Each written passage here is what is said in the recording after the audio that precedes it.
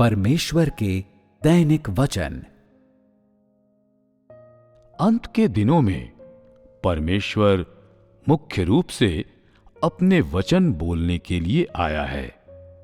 वह आत्मा के दृष्टिकोण से, मनुष्य के दृष्टिकोण से और तीसरे व्यक्ति के दृष्टिकोण से कहता है।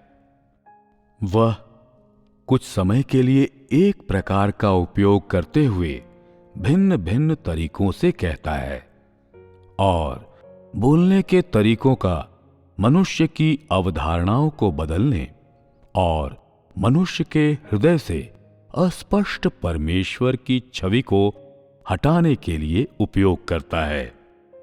यही मुख्य कार्य परमेश्वर के द्वारा किया गया है, क्योंकि मनुष्य विश्वास करता है कि परमेश्वर चंगा करने, पिशाचों को निकालने, चमत्कारों को करने और मनुष्य पर भौतिक आशीषें प्रदान करने के लिए आया है।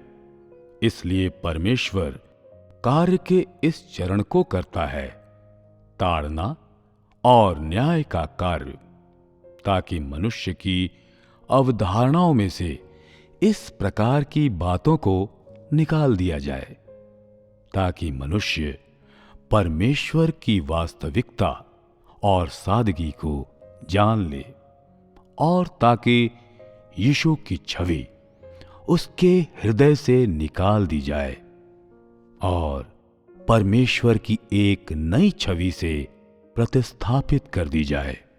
जैसे ही परमेश्वर की छवि मनुष्यों के हृदयों में पुरानी हो जाती है, तो वह एक प्रतिमा बन जाती है।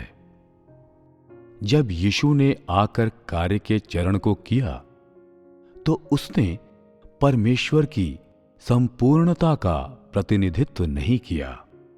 उसने कुछ चिन्हों और चमत्कारों को प्रदर्शित किया, कुछ वचन बोले और उन्हें अंत में सलीब पर चढ़ा दिया गया।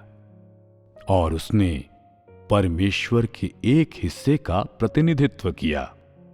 वह उस संपूर्ण को प्रकट नहीं कर सका जो परमेश्वर का है, बल्कि उसने परमेश्वर के कार्य के एक भाग को करने में परमेश्वर का प्रतिनिधित्व किया।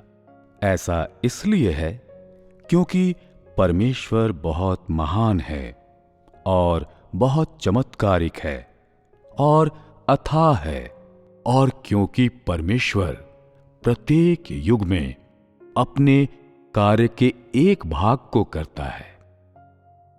इस युग के दौरान परमेश्वर द्वारा किया गया कार्य मुख्य रूप से मनुष्य के जीवन के लिए वचनों का प्रावधान करना, मनुष्य की प्रकृति के सार और भ्रष्ट स्वभाव को प्रकट करना था। धार्मिक अवधारणाओं, सामंती सोच, पुरानी सोच, साथ ही मनुष्य के ज्ञान और संस्कृति को समाप्त करना था। यह सब कुछ परमेश्वर के वचनों के माध्यम से अवश्य सामने लाया जाना और साफ किया जाना चाहिए। अंत के दिनों में मनुष्य को पूर्ण करने के लिए परमेश्वर वचनों का उपयोग करता है, न कि चिन्हों और चमत्कारों का।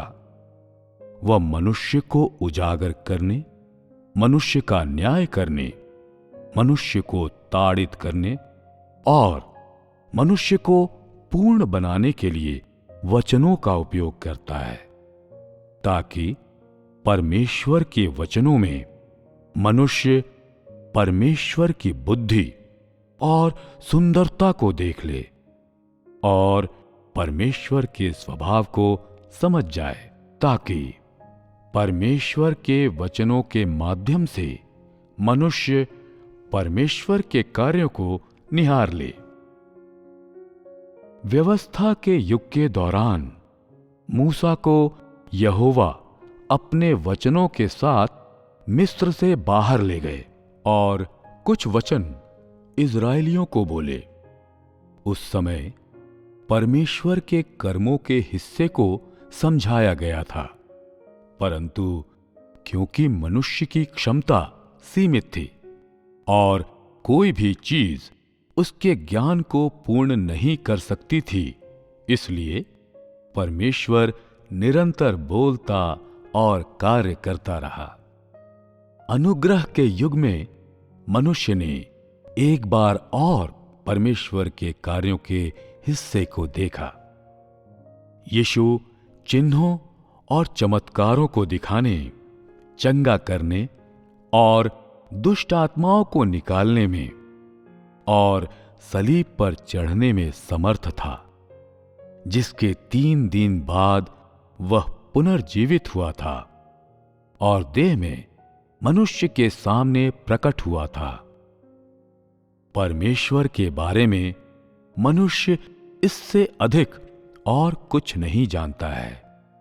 मनुष्य उतना ही जानता है जितना उसे परमेश्वर के द्वारा दिखाया जाता है, और यदि परमेश्वर को मनुष्य को और अधिक नहीं दिखाना होता तो यह परमेश्वर के बारे में मनुष्य के परिसीमन की सीमा होती। इस प्रकार परमेश्वर कार्य करता रहता है ताकि उसके बारे में मनुष्य का ज्ञान अधिक गहरा हो जाए और ताकि वह धीरे धीरे परमेश्वर के सार को जान जाए। परमेश्वर अपने वचनों को मनुष्य को पूर्ण बनाने के लिए उपयोग में लाता है।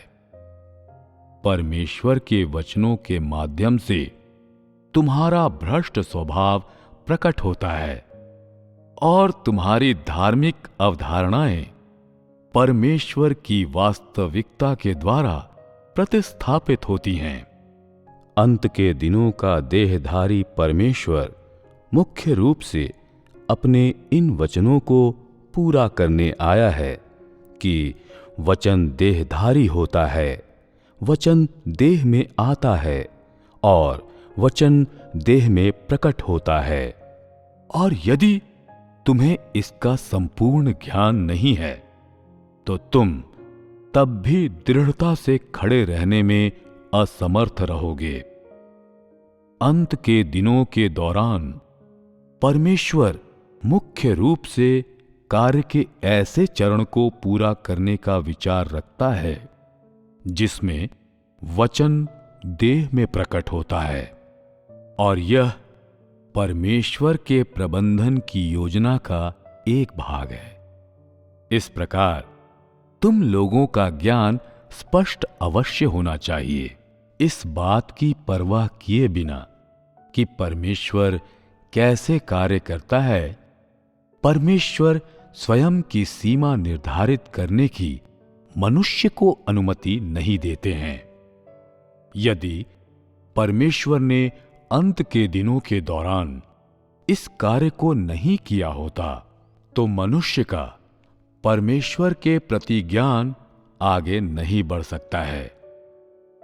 तुम केवल यह जानोगे कि परमेश्वर को सलीब पर चढ़ाया जा सकता है और परमेश्वर सदोम को नष्ट कर सकता है और कि यीशु मरकर भी जीवित हो सकता है और पतरस के सामने प्रकट हो सकता है।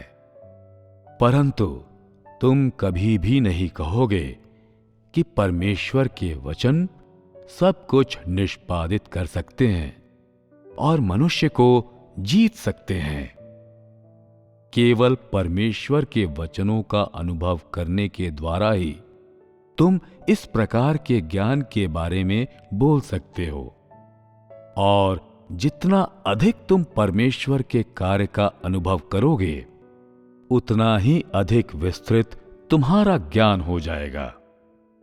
केवल तभी तुम अपनी स्वयं की अवधारणाओं की सीमाओं में परमेश्वर को बांधना समाप्त करोगे। मनुष्य परमेश्वर के कार्यों का अनुभव करने के द्वारा उसे जान लेता है, और परमेश्वर को जानने का कोई अन्य सही मार्ग नहीं है।